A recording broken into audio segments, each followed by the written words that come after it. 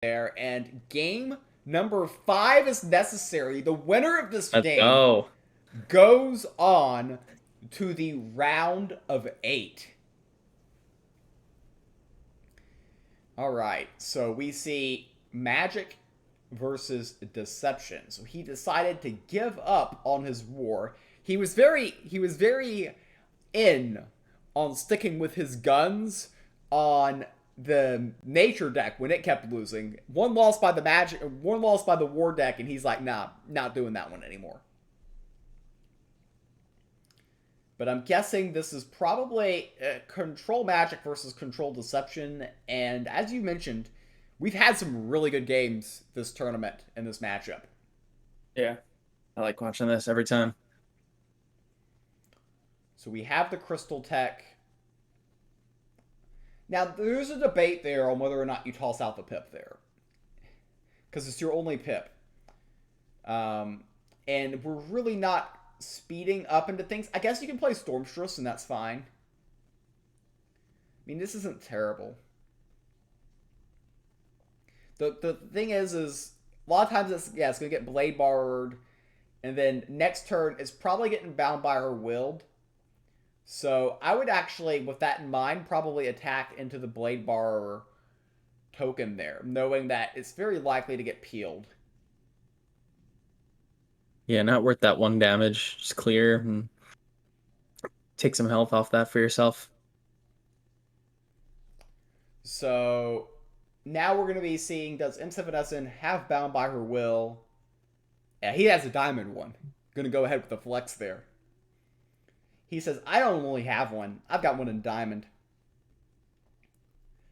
But that Labyrinth Guard, actually, maybe baiting the Bound by Her Will makes some sense because you're just like, I want to play Labyrinth Guard anyways.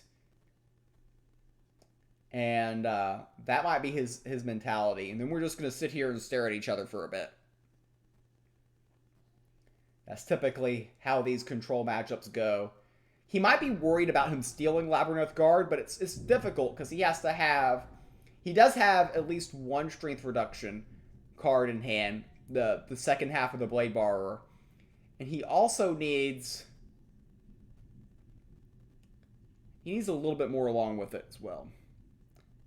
Needs one more strength reduction and then bound by her will, so it's difficult. We see the cutthroat.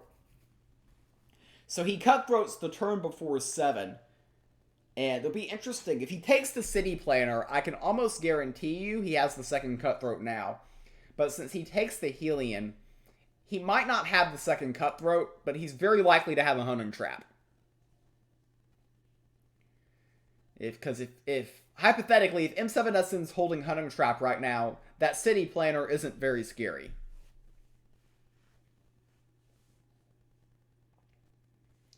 And we see Plock reluctant to go ahead and just slap down the city planner. And will he burn the tracking bolt on the gift? It does fit the mana curve. Then he will indeed do that. So we know M7SN has a Helion in hand. Now, my question to Plock is how many answers does Plock have for the Helion in his deck? So we see the makeshift Shiv. M7SN had to do a lot of clicks to get that up to diamond. I think that sometimes that hard work doesn't get appreciated enough. We see the safeguard. I think here you have to slap down the city planner. I mean, what are we waiting for if not now?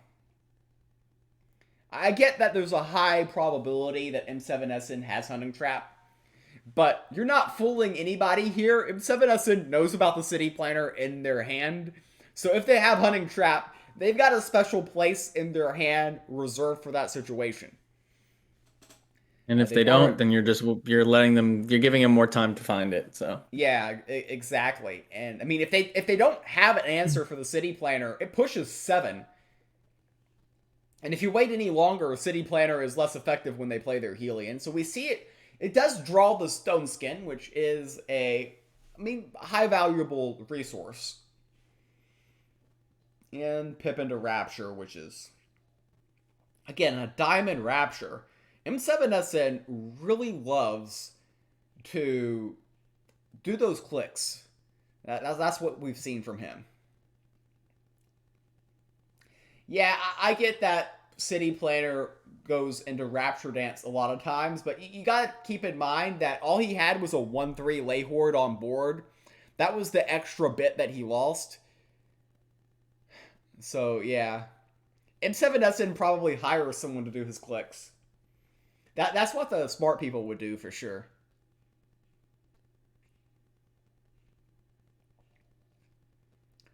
So we see the City Planner being burnt will indeed die, not get to go phase for 7.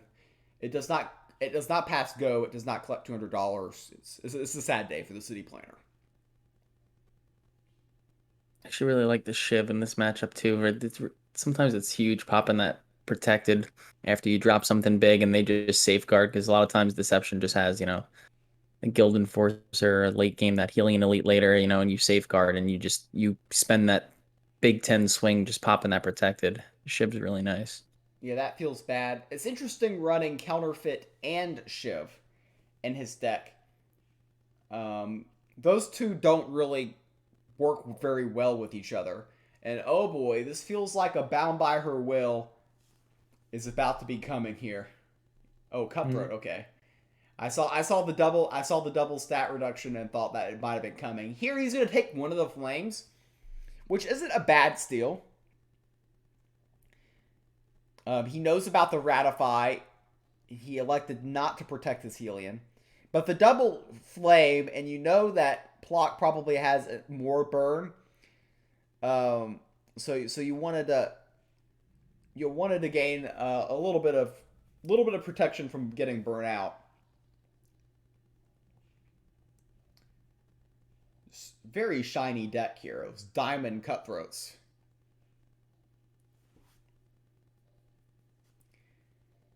And this will help M7SN accumulate more favor.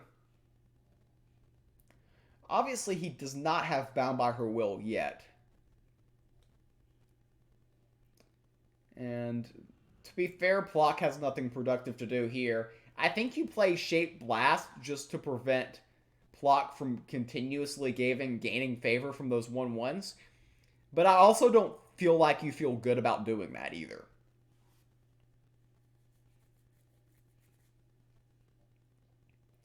I And I really think, like that he grabbed that flame. It makes me realize, like, well, if he can deal with that second healing, I mean, removing that 7 burn is huge. That's like his win condition at this point. If you like, and he didn't even have to. He was able to kill that City Planner with the Rapture, so he's got a hunting trap. He's got 2 hunting traps he hasn't used yet to deal with that next Helion and the one more City Planner, right? yeah, I don't think I agree with buying the Battle Oryx and the Sanctum. The reason being is I think the Rune of Life is the best card. I think you need to find some way to burn your opponent out, and the Rune of Life is just another three points of health, which makes it even more difficult. Though I don't know how much burn Plock has in his deck. That's another thing to note.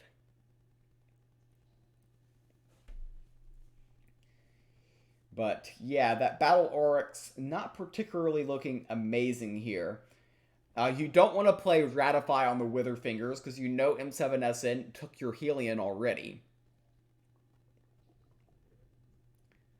So I think he's just going to eat 8 points of damage by that Wither Fingers because the Orpheus Distraction God Power can indeed hide the Labyrinth Guard.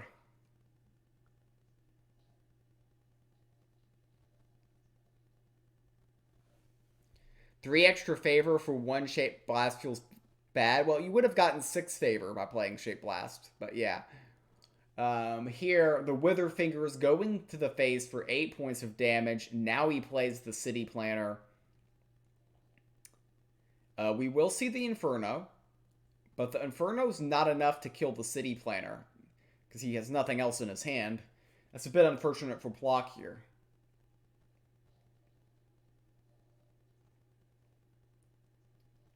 I don't Yeah. think he has another real option here. I mean, there's play the Bibliomaniac, but what are we searching for? Oh, he can play the Flame, but he can play the Flame and the Shape Blast, but then how does he win? Because I think he needs the burn to win the game. Using the Star Shard on the 1/1 proving quite costly. Yeah, this turn it is. That's why I thought if he used the Shape Blast instead, Yep. it would have worked out a little bit better here. So he's gonna buy the Shield Maiden out of desperation, but I mean, there's probably 17 different ways M7SN can make this look really bad, including a rare case use for Umber Arrow, which can push 9 here, putting Plock basically on the edge of defeat. I think we're definitely going to see something here. Ooh, Rapture. So Rapture plus attacking with the Shiv will free up the 7 from the City Planner. It's interesting if that was the best line that M7SN had, because that was not inspiring. Alright, so he should definitely draw with the Bibliomaniac first here to see if he gets anything good.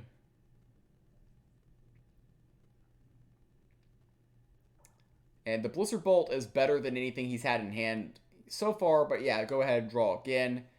You do know about M7SN holding Helion in his hand.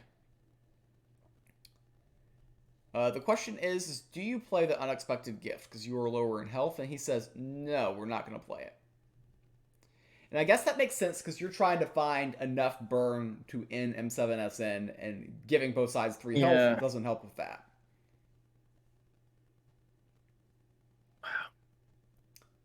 Witherfinger's very strong. He can give up 1 Ratify here because he has the second Ratify.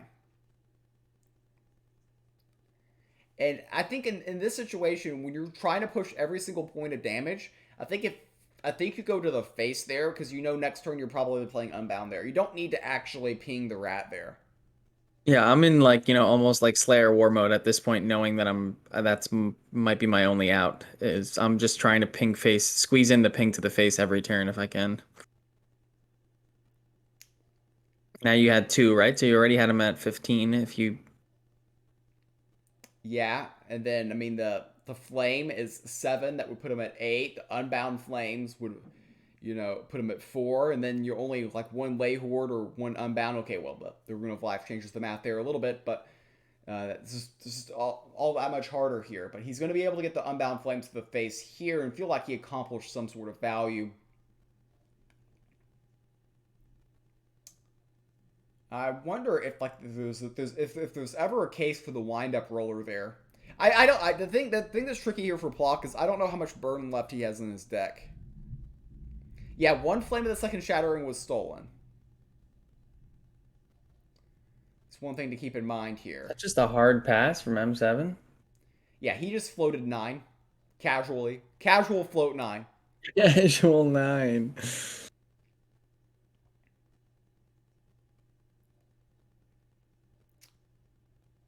So yeah, hypothetically, if Plock had both flames here, he would be able to end this game in his favor.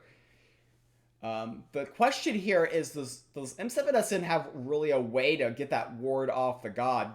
And there might not be a natural way with excluding stuff from the Sanctum to get that out. And this is a lot of Beguiling Blade action to get this down. Does he have the Bound by Her Will to take it? And he does. That is a 1/8. That is a wide board here. We see the Helion. I think it's too risky to play the Helion now because the GP just hides it, and then he goes face for lethal. So yeah, it would be very risky to play Helion now. He elects not to. The Tracking Bolt will kill 4 minions. That's very effective. And I'm still gonna go ahead and ping the face if and try to chip away here. The Shape Blast in this spot is kind of cringe. But yeah, I'm pinging face here. The thing that worries me about Shape Blast is he could play another front line, and then you really might need it. There's also nothing wrong with tossing the Flame of the Second Shattering at the face along with the GP. Foreseeing with Crystal Tech is solid as well, depending on what's left in his deck.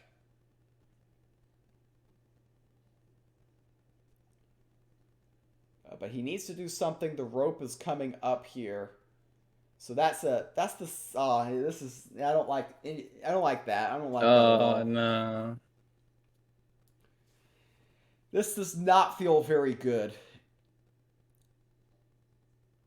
And yep, he's gonna hide that Guild Enforcer now. And now wouldn't you be like to be able to do a lot of damage to all the front lines? Like hypothetically, you could play hypothetically, if you still had it, you could play Shape Blast and Lightning Talisman and be getting somewhere. Now he kind of feels forced to play the Unexpected Gift. Again, the GP for M7SN can get by the Helium.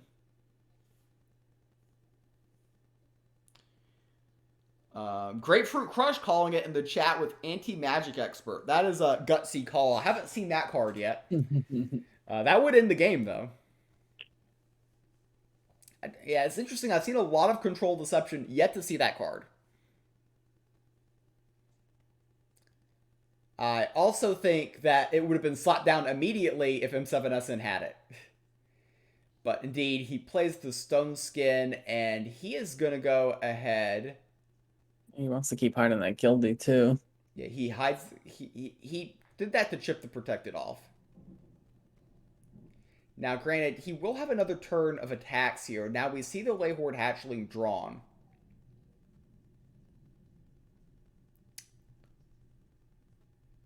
But is that going to be enough here? I think you go... Yeah, you attack with the Unexpected Gift. You go to the face with the Flame. Then you use the GP. That puts your opponent down to... And then you buy the wind-up roller for the card draw. That's clearly the line. Okay, he's going to go face with this. Now, this is okay. I think he has less top deck potential here, though. I don't know how many cards he has left in his deck, either. This could... Dark Knives is lethal. Cards you would not expect, but, you know, just tossing it out there. Yeah. All right. We knew that was coming. Ooh, the Umber Arrow is going to be very close indeed. 1 point away from lethal.